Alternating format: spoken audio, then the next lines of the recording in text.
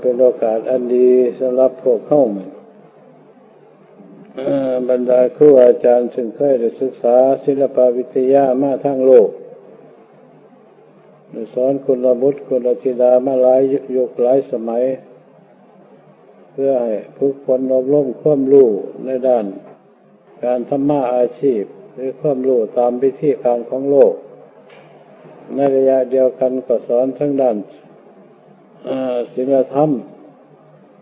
ซึ่งจะประพฤติปฏิบัติทั้งกายทั้งวาจาทั้งจิตใจให้เป็นศีลเป็นธรรมซึ่งอยู่ร่วมในสังคมน้อยๆใหญ่ๆสูงๆก็ได้คือศีลธรรมเนี่ยอยู่ได้ทุกระยะถ้าพูดกันแบบง่ายๆก็หมายความว่าเรามาใส่กายใส่วาจาใส่ใจของเรา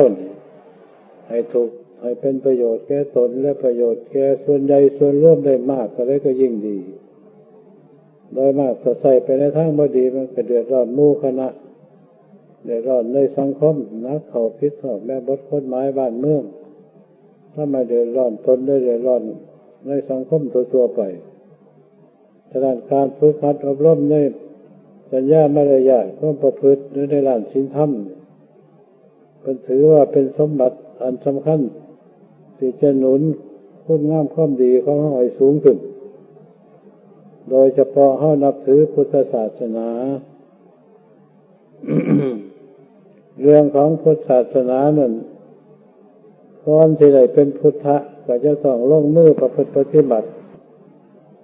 ให้เกิดขึ้นตามประวัติทุกท่านทุกคนก็คงจะเข้าใจกันดี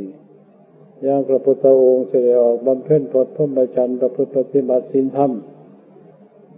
ปฏิบัติในด้านศึกษาในด้านภายนอกแล้วก็ว่าเป็นสิ่งที่จะสมบูรณ์แบบตกลงก็ลงมือประพฤติปฏิบัติทุกการร่วมโดยเฉพาะพระองค์เองจนได้รู้ได้เห็นขึ้นมาเรียกว่าเป็นผู้ตรัสรู้ด้วยพระองค์เองด้วยตัวของพระองค์เองไม่ต้องเลย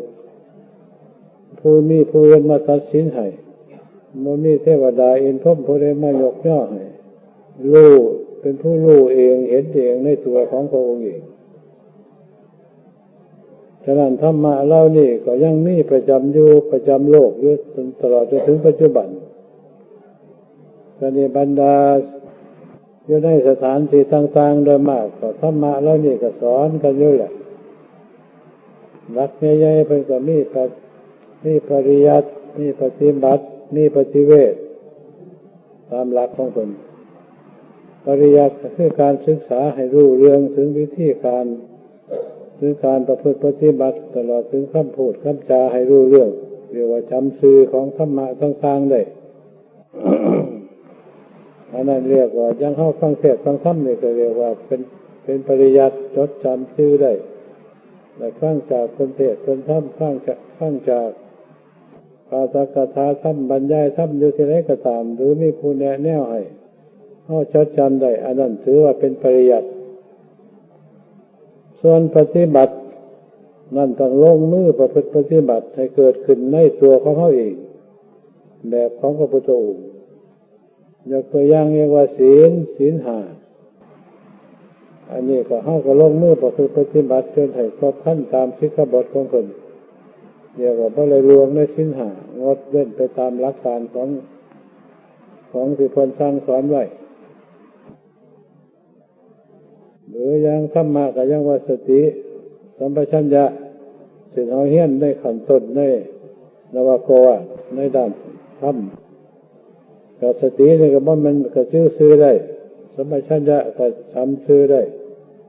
แต่เฮามาประพฤติปฏิบัติให้รู้ให้เห็นคำว่าสติมันไม่มีลักษณะอาการจังได๋คือของมันจะต้องมีซะก่อนถ้าบ่มีเพิ่นสมมุติชื่อใส่บ่ได้ถ้าสมมุติชื่อใส่แล้วอยู่นำเฮาเนี่ยมันอยู่มุมไหนแก่ใดมีลักษณะอาการอย่างใดคำว่าสติคำว่าสัมปชัญญะนี่เฮามาศึกษาให้รู้ในส่วนนี้ส่วนสำคัญจำชื่อได้แล้วก็ทั้งรู้แล้วก็ทั้งเห็นด้วยเห็นทั้งลักษณะอาการของคำว่าสติคำว่าสัมปชัญญะอันนี้เรียกว่าปฏิบัติส่วนปฏิเว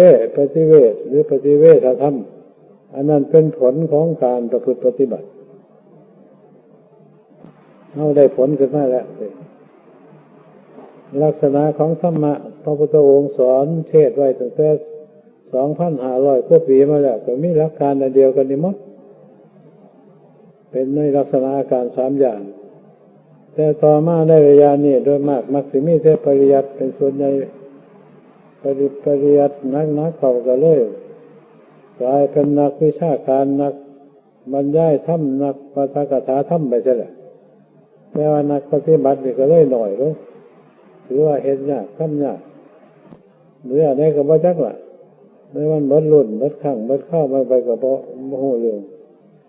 พวกลงมือประพฤติปฏิบัติเนี่ยมันก็ปฏิบัติจนให้รู้ให้เห็นตามคำสั่งคำสอนของพระองค์นี่จริงจังอันแบบนี้เรียกว่าลงถึงคิดถึงใจเมื่อเราประพฤติปฏิบัติแล้วผลก็เกิดขึ้นไปตามลำดับตามเหตุทำเหตุหน่อยผลหน่อยทำเหตุหลายผลหลาย ทำเหตุพิเศษผลก็พิเศษเกิดขึ้นเราเป็นคนรู้อีกทำไมเรื่องใหญ่ที่สุดผู้ที่รองรับในธรรมะก็ไม่อยู่ในตัวของเราท่านทุกคนมีกายมีวาจามีใจเมื่อนักเขาส่วนใหญ่ก็ได้แก้คิดใจของเขามาสอนคิดใจดวงเดียวนี่ในด้านธรรมะเพิ่งจะที่เขามาหาใจทำทั้งหลายก็มีใจถึงก่อนมาถึงใจนี่ก่อนแต่ว่าทำใหญ่ๆคือเป็นก้าวไว้มันก็มี2อย่างอกุศลธรรมหนึ่งกุศลธรรมหนึ่งอกุศลเนี่ยก็หมายถึงบาปถึงกรรมถึงเข้าสร้างคืนเกิดจากคิดใจอันนี้แหละจะทำหน่อยทำร้ายก็ตามผลก็สะท้อนกลับมาสู่ตัวเฮานี่ใจนี่เป็นธนาคารสำหรับเก็บไว้หมดส่วนจะเป็นบาปเป็นกรรมให้ผลไปเรื่อยๆตามระยะการของมันส่วนที่เป็นกุศลเป็นบุญนั่นก็เริ่มตั้งแต่การประพฤติปฏิบัติจะเริ่มไปแต่กราบแต่ไหว้การทำบุญสุนทานเสียสละส่วนนั้นส่วนนี้ในด้านวัตถุบ้างเสียสละเวลาเพื่อมาประพฤติปฏิบัติศีลธรรมบ้างเสียสละช่วยเหลือสนับสนุนคนอื่นด้วยกำลังแรงกำลังทรัพย์กำลังสติปัญญายังกระตับไอ้แล้วนี่ก็เรียกว่าเป็นบุญมั้งนักเข้าจนฝึกหัดนัดแต่งคิดใจให้เกิดความสงบสงัดกายเป็นสมาธินี่สมาธิขั้นต่ำขั้นกลางขั้นสูงได้ลืมรสชาติของธรรมะมีความสุขความสบายกายก็เบาจิตใจก็เบาใจก็บ่ได้วุ่น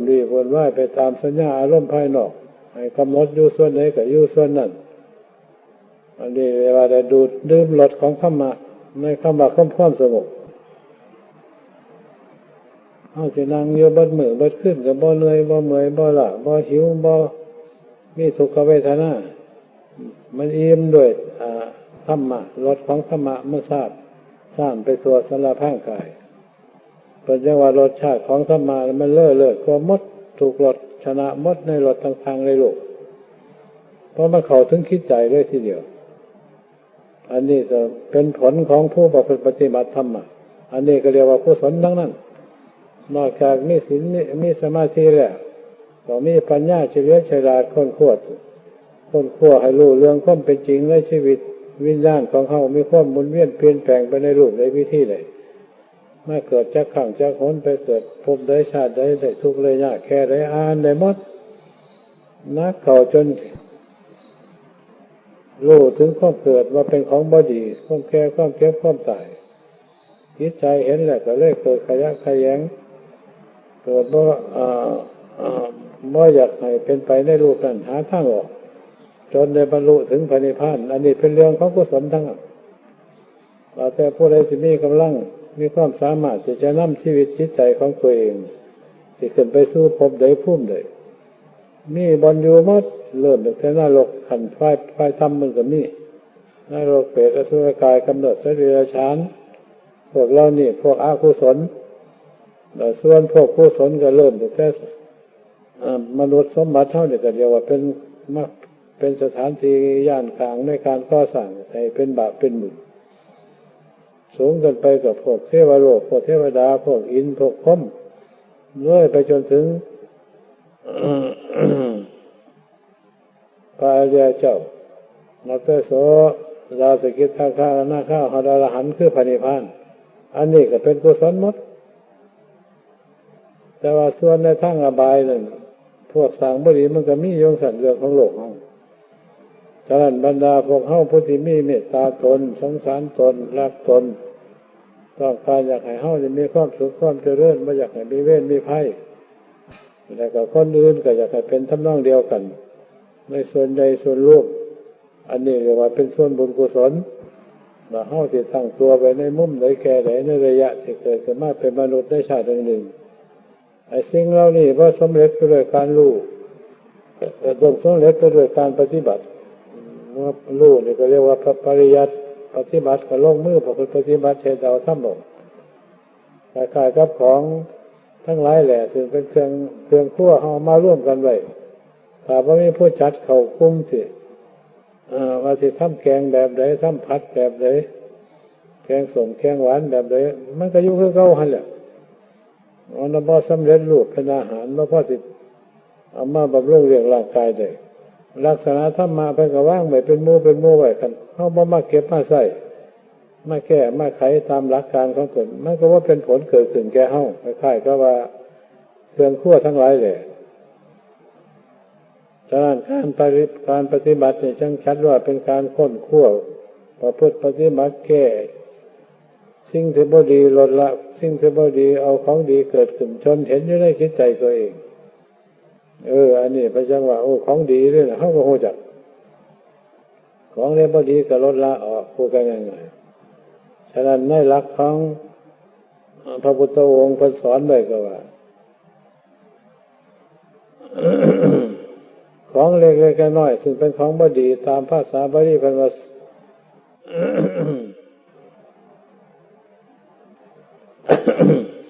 ในหลักพุทธศาสนาเพิ่นสอนไว้สัพพปาปัสสะอาการนังขึ้นชื่อว่าเป็นบาปเป็นกรรมนิดๆน้อยๆก็ตามลดละออกให้หมดกุศลสูปสัมปทาส่วนเป็นบุญหรือกุศลเนี่ยสะสมขึ้นให้มากได้แค่น้อยแค่เล็กก็ตามแต่ว่าสะสมบ่เท่า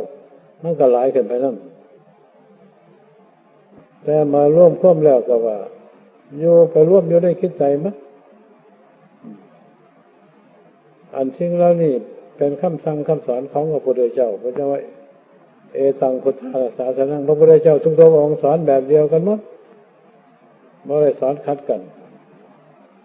ละบาปบำเพ็ญบุญเท่านั้นบอกกันในหลักย่อ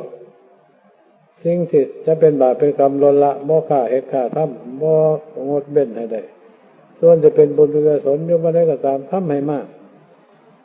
บ่เรียกกลางวันกลางคืนทุกอิริยาบถยืนเดินนั่งนอนให้เฮ็ดได้อันนี้หลักใหญ่ๆมันอันนี้ก็มีหลักการที่เพิ่นสอนไว้ประจำก็อย่างพวกหมู่ที่อยู่ในป่าในดงอย่างวัดของเฮาเลยมากฝึกหัดให้สำรวมจิตใจให้มีสติกำหนดจิตใจให้อยู่ในจุดใดจุดหนึ่งเรียกว่าฝึกเพื่อให้เป็นสมาธิเพื่ออยากให้ความรู้ทั้งหลายแหละมารวมอยู่ในจุดเดียวนี่ที่เฮากำหนดไว้เดี๋ยวนี้ความรู้มันแผ่ซ่านไปตามสัญญาอารมณ์หมุนเวียนเปลี่ยนแปลงไปนอนหลับก็ยังไปกันฝันกันไปวุ่นวายก็เลยบ่มีพลังบ่มีกำลังจิตใจจึงพยายามดึงจิตไว้ให้อยู่ในตัวเฮาได้มากที่สุดยิ่งเป็นการดีการเดินการนั่งการนอนก็ให้รู้อยู่ตลอดตั้งสติกำหนดรู้ซั่นแหละเพราะเรื่องสองสตินี่เป็นเรื่องใหญ่หรือว่าเป็นเรื่องน้อยเริ่มตั้งแต่ขั้นปฏิบัติตลอดจนถึงพระนิพพานมีสติตัวเดียวเป็นผู้สนับสนุนด้วยไปถ้าขาดสติแล้วก็ไปทั้งบ่แม่นหมดเพื่ออยากเฮาเห็นกันล่ะเป็นคนเสียประสาทเป็นคนเป็นบ้าเป็นหยังมันแม่นเรื่องเสียสติทั้งนั้นแหละแต่คนเก่งมีกันอยู่ทุกขั้นทุกคนแต่ว่ายังบ่ทันหลายยังบ่ทันแก่กล้าอยากให้มีประจำบางทีก็มื้อนึงมีหลายเทื่อหลายครั้งหลายหนอยู่นักเข้าไปอยากให้รู้อยู่ทุกระยะบ่อยากให้หนีเลยสำหรับนักปฏิบัติเพิ่นดึงให้มาอยู่กับจิตใจเขาแนบสนิทกันได้บ่ต้องไปไสมาไสรู้อยู่ทุกระยะสิเดินสิเหินได้ทุกอิริยาบถรู้อยู่ซั่นสินั่งสินอนได้หมดแทงเลยถ้าสินอนจักชั่วโมงสิลุกย่ำเลยเวลาได้กำหนดได้หมดคือมีสติอยู่กับจิตตลอดถ้าว่ามีสติแต่นอนบ่มีสติแล้วนอนไปแล้วมันกำหนดบ่ถูกหรอก บางที่ว่าสินอนหน่อยๆมันหอนย่ำเลยว่าความสิตื่นเรื่องสติว่ามีไปเลยแต่ผู้เผลอเลิกกันเลยว่าเป็นบ้าเป็นหัวก็ยังเข้าเห็นกันฉะนั้นพระพุทธองค์สอนตามแบบธรรมชาติของที่มีอยู่ในตัวเฮาทุกๆคนเอาสิ่งเหล่านั้นมาใส่ให้มันเป็นประโยชน์แก่ตนและเป็นประโยชน์แก่หมู่แก่คณะแก่ส่วนใหญ่ส่วนรวมแก่สังคมตัวไปหมดทั้งโลกสำหรับพระพุทธองค์เอาไปใส่หมดทั้งเทวโลกพรหมโลกในหมื่นจักรวาลใส่หลักการอันเดียวกันหมดนี่ข้ามลักษณะคำสั่งคำสอนของพระพุทธองค์สอนนะครับฉะนั้นบรรดาครูอาจารย์เท่ายิ่งเป็นของสำคัญซึ่งเป็นแม่พิมพ์เป็นตัวแบบเป็นกระจกเงาสำหรับให้ลูกศิษย์ลูกหานักเรียนเป็นผู้ดูแลเป็นผู้เบิ่งว่ากันเฮาเว้าแล้วก็เฮาต้องเฮ็ดนำทำตามเฮ็ดได้บ่ได้ก็ยังก็ต้องให้เฮ็ดให้ทำเร็วซั่นล่ะ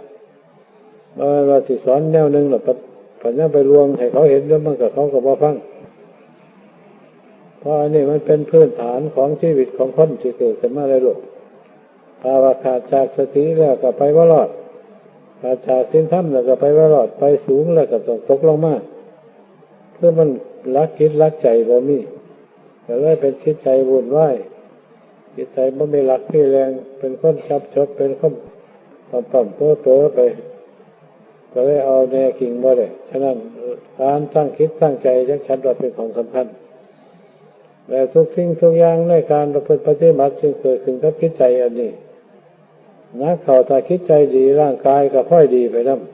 ำโรคภัยไข้เจ็บก็เบาบางไปนำบาปกรรมต่างๆบ่มีมันก็ของอันนี้มันก็เกิดไปตามธรรมชาติถ้าบ่มีอะไรไปทำลายมันก็สดสวยงดงามไปตามเรื่องของมันอย่างต้นไม้ถ้าหากมีแมงหยังสอที่อันใดกัดแค่หยังใดมันก็ตายไปเป็นบางกิ่งบางงาไปลักษณะของคนเท่าคือกันถ้าบ่มีบาปมีกรรมหนักมันก็อยู่สบายบ่ได้เดือดร้อนวุ่นวายบางคนเกิดขึ้นมามีแต่โรคแต่ภัยรักษากันอยู่เท่าไรก็จนบ่มีเงินรักษากันนักเขาร่างกายก็บ่สมประกอบเห็นบ่ยังเป็นมาเรียงกรรมมันให้ผลเดี๋ยวหูหนวกเดี๋ยวตาบอดเดี๋ยวแขนขาดขาขาดกี่สูดพูดทั้งเป็นคนปั๊มเป๋อเป็นใบเป็นบอดหนวกไปละอันพันอย่างไผที่อยากเป็นแนวนั้นแต่มันคำที่เฮาทำไว้นั่นที่มาให้ผลก็เลยเป็นไปอย่างคนตัวไปแล้วเฮาเป็นผู้ที่สมบูรณ์บริบูรณ์อย่างที่เห็นกันอยู่ระยะนี้ก็แสดงว่าได้ลดละกรรมซึ่งเหล่านั้นมาหลายแล้วยังก็สิเพิ่มสิ่งที่เป็นของดีก็นี่ให้มากไปก็นี่มีความสุขความเจริญไปอีกอันนี้เป็นวิธีการของพระเจ้าเพิ่นสอนให้ลดละบาปแล้วก็ให้บำเพ็ญบุญให้หลายเพื่อคอยขยับไปใกล้เข้าสู่ความมันบริสุทธิ์ฉะนั้นนานไปเท่าไรก็คิดใจก็ยิ่งหน่อยใกล้ก็ไปต่อมรรคผลนิพพานพอไปถึงขนาดมีจิตดวงเดียวในระยะนี้มันจิตหลายดวงเป็นว่า80ดวงว่า111ดวงอะไรสิว่าไปแล้วมันแผ่ซ่านไปหมดจิตทั้งหลายแหละร่วมเข้ามาฮอดเข้ามาจนมีดวงเดียวอันนี้จะไปได้แหละไปนิพพานไปหาบรรบริสุทธิ์พุทธของเต็มทีไม่ได้ไปวุ่นวายยุ่งเหยิงกับในเรื่องต่างๆของโลกตัวเจ้าของก็เลยเกิดความบริสุทธิ์พุทธของมีความสุขเกิดขึ้นอยู่ในหันล่ะเมื่อผู้ใดไปเห็นล่ะก็รู้เรื่องกันเองดอกแต่เฮาได้ยินได้ซื้อมันก็เป็นเรื่องนึงเมื่อได้เห็นตัวจริงมันเป็นอีกเรื่องนึงนี่พวกนักปฏิบัติต้องให้เห็นตัวจริงอย่าสักแต่ว่าได้ยินแต่ข่าวแต่การคือยังข่าวหนังสือพิมพ์เมื่อคนพวกวิจัยว่ามันเห็นชัดว่าเป็นจริงเพียงใดแค่ใดธรรมะของพระพุทธองค์จะเป็นสอนไว้ก็สอนออกจากปฏิกิริยาของกายวาจาใจหมดทุกอย่างที่เรียกว่า 84,000 พระธรรมขันธ์บ่ได้อยู่บนอื่นอยู่ตัวเฮาก็มีอยู่หมดเป็นที่ว่าเป็นเพียงแต่ว่าบ่คนเอามาใส่มาแก้มาไขซื่อๆมีอะไรมาก็จับใส่ไปเลยจักผิดจักถูกละอันพันอย่างก็เรียกคล้ายๆกับว่ากับตู้พระไตรปิฎกละตัวของเฮาอยู่นี่หมดแม่นบ่ได้เรียนหนังสือจักโตก็ตามอย่างตัวอย่างเมืองเหลียเท่ากับมีได้หลวงปู่บัวอยู่บ้านจานทงนี่เป็นผู้หนึ่งอันนี้ประเทศยังบ่ได้เลยยัตถาก็บ่ถือเป็นกรรมเนี่ยอะไรพระพุทธเจ้า แต่แล้วมาฝึกหัดอบรมคิดใจจนให้เกิดความสงบจนรู้แล้วรู้เรื่องเห็นบุพกรรมของตัวเองว่าเคยเป็นมาจากไหนต้องมีผู้เดียวเดี๋ยวนี้ว่าเห็นตามในหิ้งข่าวมันจะยุคเราเพิ่งก็ได้ไปจะคล้องไปเฮ็ดวัดแต่อยู่หนองแซงอยู่อุดรทางลงเรือหนองแซงมันก็ได้ไปเสียอยู่อันนี้ในด้านทางคิดใจรู้ชัดมั้ยแต่ว่านางอยู่จังได๋ก็นางได้จังได๋ก็แก้ได้อันใดมันสุขอันใดมันสุขเลือกเป็นเว้าธรรมะนี่เก่งไปนะแต่น่าจะคุณธรรมเจดีย์เป็นเจ้าคณะภาคก็ไปศึกษานำเพิ่นในด้านการปฏิบัติธรรมสมเด็จญาณสังวรเป็นสัมภเวสังฆราชนี่ก็ไปศึกษานำเพิ่นแต่ก่อนนั่นในด้านการปฏิบัติมันบ่ได้หมายถึงว่ารู้น้อยรู้มากเด้ถ้ารู้มากเท่านั้นก็ยิ่งหาความสงบได้ยากนี่เพิ่นเอาเรื่องของจิตซึ่งมันเกิดมาตามแบบธรรมชาติรู้แก้ไขไปในหันเลยหรอกอวัยถาก็บ่ถือสัพพิก็บ่ถือบ่ได้หยังก็หรอกแต่ว่าข้างภาวนาในด้านจิตใจนี่เก่งได้ไปเที่ยวโลกนั่นโลกนี่ไปจนหมดอยู่ด้านภายในอันใดดีอันใดบ่ดีเลือกเป็นได้หมดนี่คนเฮามันเป็นจังซั่นแต่ว่าผู้รู้เว้าได้หลายเว้าเปล่าๆแต่บ่ฮู้จักเรื่องก็มีได้แต่ความเว้าทางด้านปริยัติส่วนปฏิบัติเฮ็ดบ่เป็นเลยอย่างครูบาอาจารย์ผู้หลักผู้ใหญ่สมัยก่อนเพิ่นมีแต่พวกบ่ได้เรียนหลายปานใดแหละเรียนไปในด้านทางจิตใจโดยตรงอาศัยเอาคุณธรรมตัวนั้นเป็นหลักเพราะว่าหลักการบรรทัดศีลเพิ่นมีอยู่แล้วในสวากขาตูสวากขาธรรมเพิ่นธรรมะที่พระพุทธมีพระภาคเจ้าเพิ่นกล่าวไว้ดีแล้วเอาตามภาษาไทยเฮาเพื่อจะได้สันทิฏฐิโกล่ะผู้ปฏิบัติย่อมเห็นเองเนาะเห็นนี่แหละเฮาก็เห็นของเฮาเห็นหมดทุกอย่างทั้งดีทั้งบ่ดีร้อนก็เห็นหนาวก็เห็นเจ็บก็เห็นปวดก็เห็นเฮาก็รู้อยู่ซั่นน่ะอันใดดีบ่ดีเฮารู้จักเบิดมาทางตาก็รู้จักรูปมันเป็นรูปใดวิธีใดก็รู้จักมาทางหูเสียงมันเป็นจังได๋ก็รู้จักมาทางลิ้นมันเป็นมันเจ็บก็รู้จักมาทางกายนั้นรอดรู้จักหมดเฮาบ่ฮู้อย่างใดเฮาฮู้อยู่ทุกคนแล้วคันมาทางคิดใจเฮาก็รู้จักมันโกรธมันแค้นมันหยังรู้จักกันอยู่หมดส่วนที่เป็นของดีก็รู้จักคือกันนั่นแล้วเราพยายามมาเลือกเป็นแต่ของดีของบ่ดีก็ลดละออกแต่มันเป็นของละเอียดจังน้อยมันไม่รู้มันเป็นนามธรรมต้องอาศัยสติเป็นเครื่องหนุนถ้าว่ามีสติว่ามีสมาธิหนุนกับไปว่ารอดคือกันนี่วิธีการของเพิ่นเรื่องธรรมะทั้งหลายแหละก็สอนไปตามเรื่องของคนเนี่ยว่าสอนเรื่องอื่นถ้าคนใดมีศรัทธากล้าหาญเด็ดเดียวก็แก้ไขได้แต่ว่าไม่เนี่ยก็จะเอายากแค่น้อยแหละคล้ายๆก็บางงัวพวกฝึกหัดรอบฝึกหัดเขียนฝึกหัดไถมันก็สิเอาจักหน่อยแต่ละผลสุดท้ายมันเคยแล้วมันก็ไปง่ายๆดอกนี่ทุกคนคือกันนำมาฝึกหัดได้ด้านนี้ก็ยากคือกันเริ่มแรกเมื่อชำนาญไปมันก็เบาไปเลยเป็นธรรมดาไปคล้ายๆก็เฮาเรียนหนังสือพวกเล็กๆน้อยๆมันก็เรียนยากเขียนมันก็เขียนบ่ได้จะจับมือเขียนแต่ละคนเมื่อชำนาญเราเขียนจังได๋ก็ได้นั่งอยู่ก็ได้นอนอยู่ก็ได้ย่างอยู่ก็เขียนได้อ่านได้นี่มันชำนาญทางกันแบ่งกันแต่การปฏิบัติธรรมเพื่อที่รักษาสติให้อยู่ในความสงบให้เป็นสมาธิก็ทำนองเดียวกันมีสติรักษาจิตใจไว้ต่อไปมันก็คอยรู้ข้างนอกขั้วงอกโค้งก็เอาข้างด้านทางในเรื่องทางในมันรู้หลายกว่าเรื่องข้างนอกด้วยความจริง